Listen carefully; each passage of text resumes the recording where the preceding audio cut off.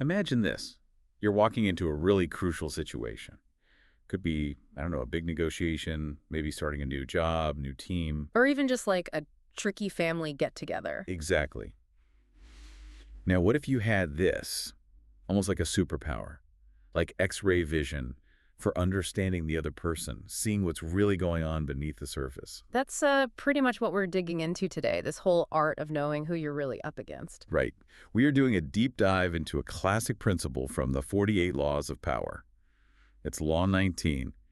Know who you're dealing with. Do not offend the wrong person.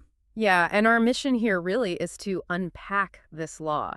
We want to pinpoint the most, let's say, dangerous types of people you might run into. And explore some stories, right? Yeah. Historical examples, fables. Yeah. Some are pretty wild, actually. Oh, definitely. They show exactly what can happen when you get it wrong. When you misjudge who you're talking to, whether it's an opponent or someone you think is weak or even someone who seems totally insignificant. And the payoff for you listening.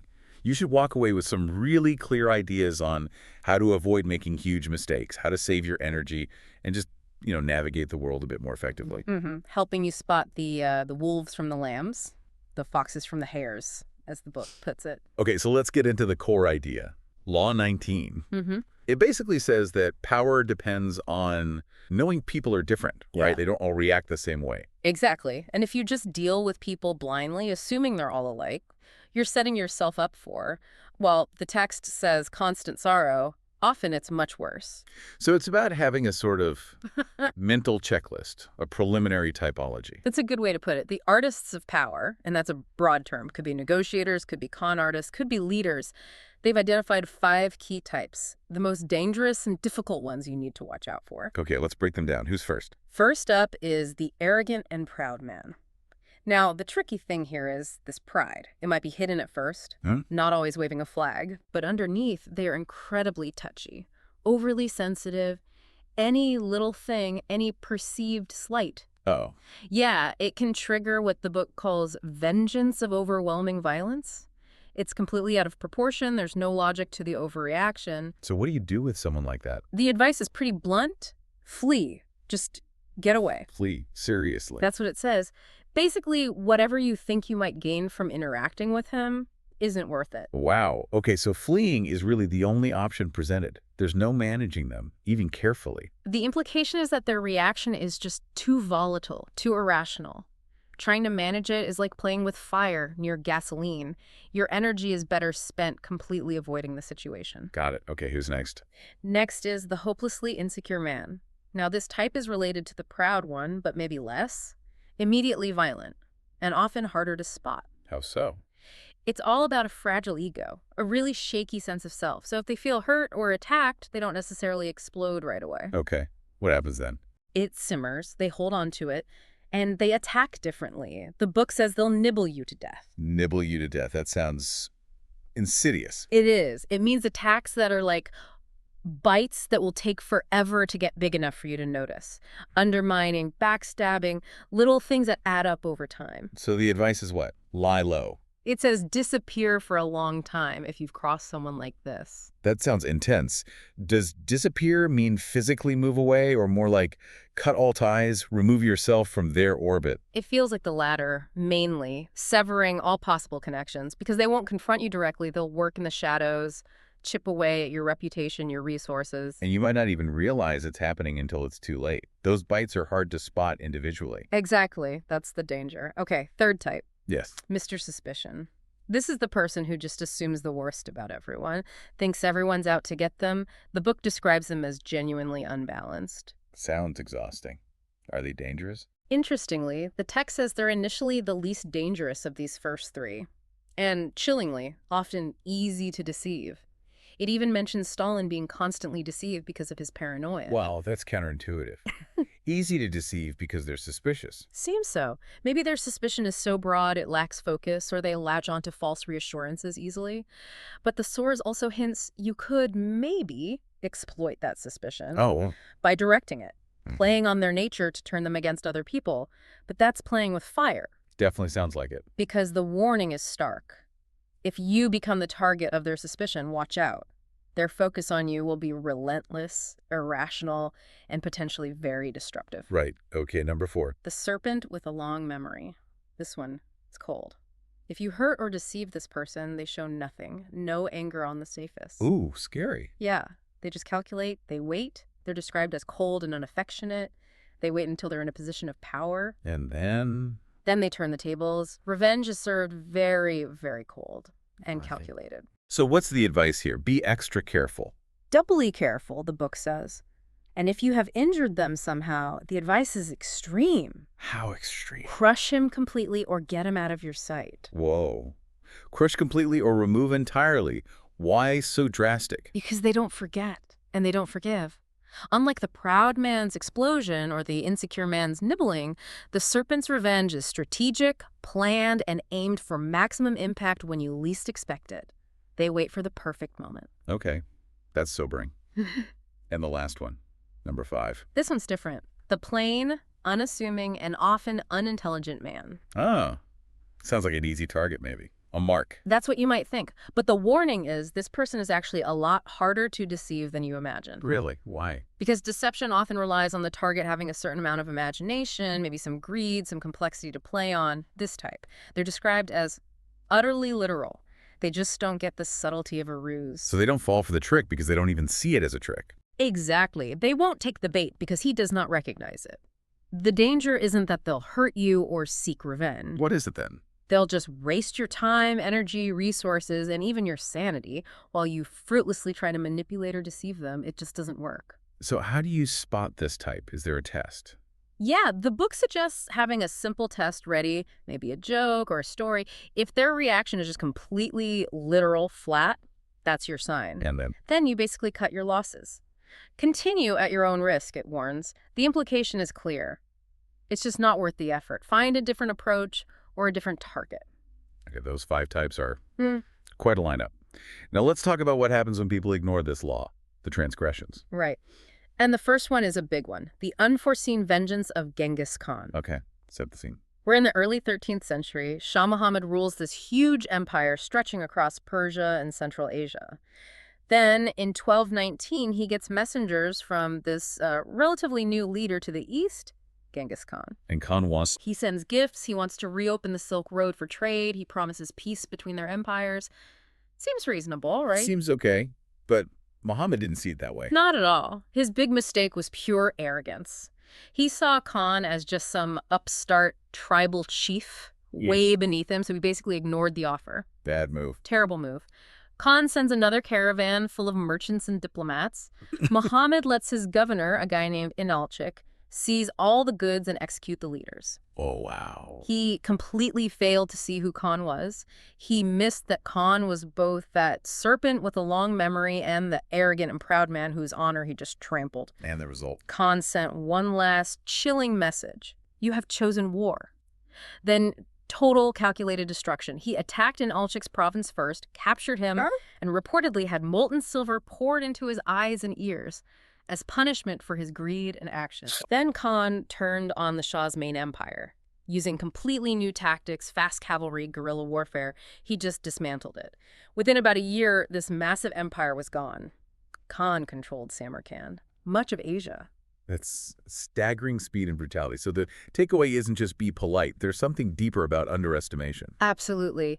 It's about realizing that immense power, strategic brilliance, and a capacity for overwhelming violence can come from places you dismiss. A quiet exterior or someone seeming lesser doesn't mean they aren't incredibly dangerous when provoked.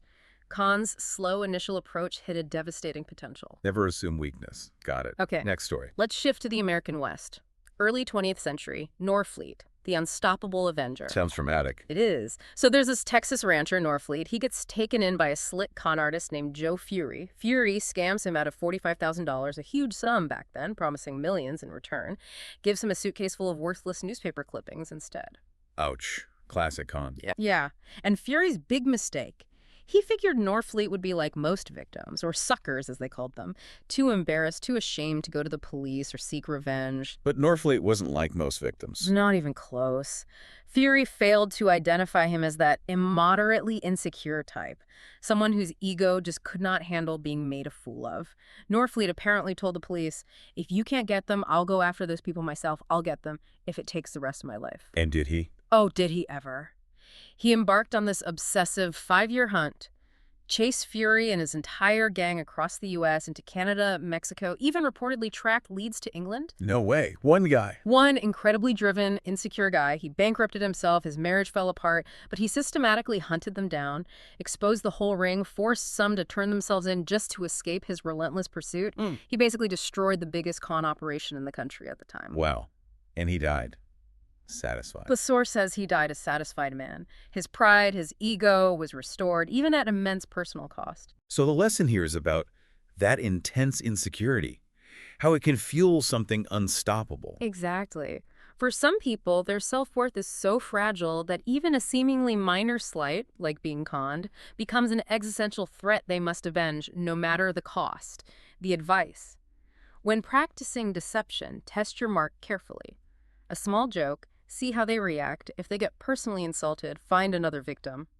Their reaction might be way more than you bargained for. Okay, another historical example. Let's go back further. 5th century BC China, Prince Chang'e and the short-sighted ruler. Right. So Prince Chang'e is in exile. He's lost his position, living pretty humbly, sometimes even in poverty. He's traveling and passes through the state of Qing. Okay. The ruler of Qing treats him really rudely, basically dismisses him because he looks poor and unimportant now. Lowly station is the phrase used. Uh-oh. I sense a theme here. You bet. The ruler's own minister, a guy named Shu Chen, actually warned him. He said something like, hey, this guy is still a worthy prince, treat him really well. Or, if you can't do that, maybe you should just kill him now to prevent future trouble. Kill him? Wow. Extreme. But the minister saw potential danger. The ruler just laughed it off. He couldn't see past the prince's current situation. He failed to recognize Chang'e as potentially one of those ambitious, calculating, cunning types. A potential serpent with a long memory. Let me guess. Whoa! The prince didn't forget. Not a chance. Years later, Chang'e manages to return home, regains power, becomes a very strong leader, and guess what? He remembers the ruler of Qing. Absolutely. First chance he gets, he marches his army straight to Qing, destroys the kingdom, sends that ruler packing into exile himself. Revenge served cold again. So the takeaway. You just never know someone's future potential. That person who seems weak or unimportant today could be powerful tomorrow. And as the source reminds us, we rarely forget an insult. So swallow that impulse to offend, even if it feels satisfying in the moment. The risk down the line just isn't worth it. Makes sense. Okay, one more transgression example. Yeah, this one involves art, money, and a famous industrialist. Duveen's diamond mistake with Henry Ford. Henry Ford. Okay, interesting. It's 1920. The art market is slow. Joseph Duveen, this legendary, very successful art dealer, is feeling the pinch. He teams up with some other dealers. Their target, Henry Ford. Richest man in America, but new to art collecting. Ripe for the picking, they thought. Exactly. Their plan was to present Ford with this lavish, expensive book, The 100 Greatest Paintings in the World. The hope was Ford would see these masterpieces and want to buy the originals from them. Sounds like a plausible strategy. Usually, Duveen was known for meticulously studying his clients, figuring out their psychology. But here, maybe out of desperation, he skipped that step. He misjudged Ford. How so? Which type did he mistake him for? He basically treated Ford like that last type we discussed. The plain, unassuming, and often unintelligent man. Someone who, crucially, does not possess enough imagination to be deceived. And Ford's reaction? It was completely literal. He looked at the beautiful reproductions in the expensive book and said something like, what would I want with the original pictures when the ones right here in these books are so beautiful? He didn't get the concept of owning the original. Apparently not, or at least he didn't value it in the way Duveen expected. The whole elaborate, expensive effort was a complete bust, a total waste of time, energy, resources. Ford was, for Duveen's purposes, not worth the bother. So Duveen learned his lesson. Yep. He realized he needed to save his complex strategies for the Andrew Mellons and J.P. Morgans of the world, people who were sophisticated, maybe even crafty enough to understand the game and be potentially entrapped by his snares. So the insight here is really about matching your strategy to the person. Don't use a complex deception on someone who won't even recognize it. Precisely. Some people just won't take the bait, not out of cleverness, but because the lure itself is meaningless to them. Know your audience, know your target. Don't waste your energy trying a tactic that fundamentally doesn't connect with their way of thinking. Okay, so these stories really hammer home the dangers. What are the key principles then, the keys to power in applying this law effectively? Well, the core idea, repeated often, is that this ability to size people up accurately, to know who you're dealing with, is the most important skill of all. Without it, you're flying blind. And how do we develop this skill? What are the warnings? Two huge warnings come through. First, never rely only on your instincts when judging people, especially opponents. Really? Not instincts. People always say trust your gut. The source argues that relying solely on instinct leads to the greatest mistakes. It insists that nothing can substitute for gathering concrete knowledge. You have to actively study and spy on your opponent for however long it takes. Okay, that's interesting. So if instincts aren't the primary tool, what kind of concrete knowledge are we talking about? How do you study and spy without being, creepy or obvious? It's about observation, mostly. Paying close attention. Listening more than you talk. Looking at their past actions. How have they behaved in similar situations before? Who do they associate with? What makes them tick? It's less about trench coats and binoculars, more about being a really astute student of human behavior and looking for patterns, inconsistencies, verifying what you think you see. So observation, research, looking for patterns. Got it. What's the second big warning? Never trust appearances.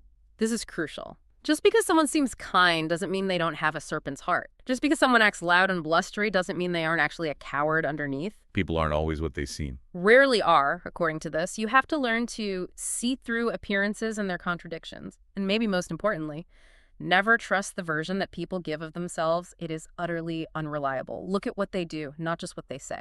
That makes sense. Actions speak louder than words. Exactly. The analogy used is the hunter. A good hunter does not lay the same trap for a wolf as for a fox. Right. Different strategies for different prey. Precisely. The hunter knows his prey thoroughly, its habits and hideaways, and hunts accordingly. This law is about applying that level of strategic thinking to human interactions. There's a powerful quote mentioned, too, from Lord Chesterfield. Yes, really sums up the danger of offense, especially perceived contempt. He said, "Wrongs are often forgiven, but contempt never is. Our pride remembers it forever." Oof, that hits hard.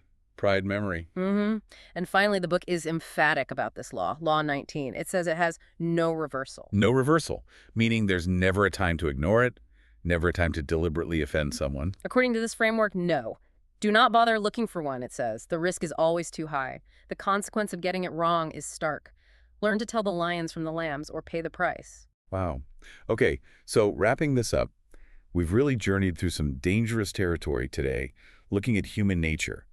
Why understanding people isn't just like a nice skill to have, but actually vital. Absolutely vital. For your success, for your projects, even just for your own peace of mind. We saw it with Genghis Khan's devastating, calculated response. Yeah. And with Norfleet's obsessive, life-consuming quest for revenge. The examples are clear. Getting this wrong, misjudging someone, can have truly massive, costly consequences. It really makes you think. So maybe a final thought for everyone listening. As you go about your day, dealing with colleagues, clients, family, strangers, start paying closer attention. What are those little clues people might be giving off about their pride, their insecurities? How well do they remember slights, big or small? And then ask yourself, how might actually recognizing those signals change how you decide to interact? Or maybe, just as importantly, how you decide not to interact with certain people. It could fundamentally change your approach, couldn't it? It really could. Knowing who you're dealing with Yeah. is the foundation.